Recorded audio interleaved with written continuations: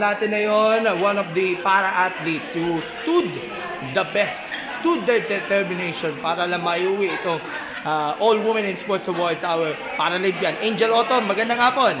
Magandang hapon po, and magandang hapon po sa inyong lahat. Okay, Ma'am Angel, how does it feel na makakatanggap ka ng award? Kayo, kabilang kayo sa mga atleta from the PWD sector na makakatanggap ng award mula sa All Women in Sports.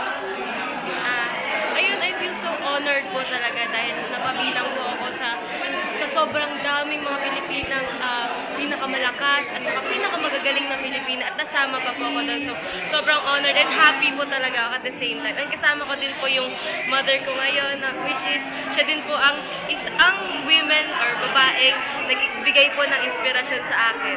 Okay, Ma'am Angel, nakasama kita sa PSA Awards. Ano ba ang pakiramdam na mapasama mga atleta natin na may kapansanan sa mga ganitong parangal na tinatanggap po natin? Ano po, yun nga, masaya po ako dahil ayun, unti-unti na pong nagiging inclusive ang ating sports, lalo na po sa mga babaeng may mga kababaihan or mga atleta may mga kapansanan. No? Dito may kita natin kung paano mag-develop ang isang komunidad or ang ating bansa na kung saan isinasama na pati ang mga may mga kapansanan at saka sa wala.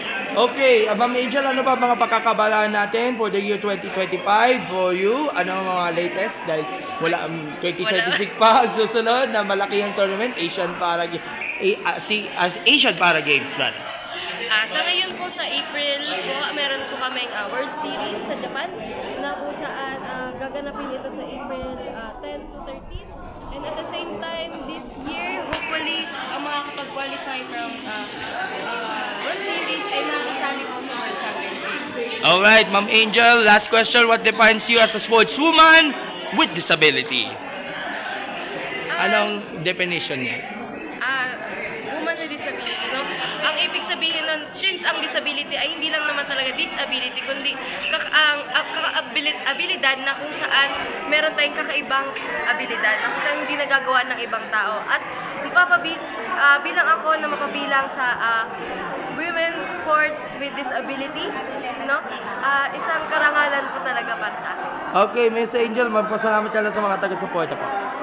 So ayun, nagpapasalamat po sa lahat pa rin na sumusuporta sa akin sa mga ayun na sa mga adventures ko and saka sa mga competitions ko. Nagpapasalamat din ako sa school ko sa University of the Philippines, sa aking coaches sa Philspada, sa mga sa PSC and also sa mga teammates ko. Alright, Miss Angel, congratulations, more power, God bless you. See you soon!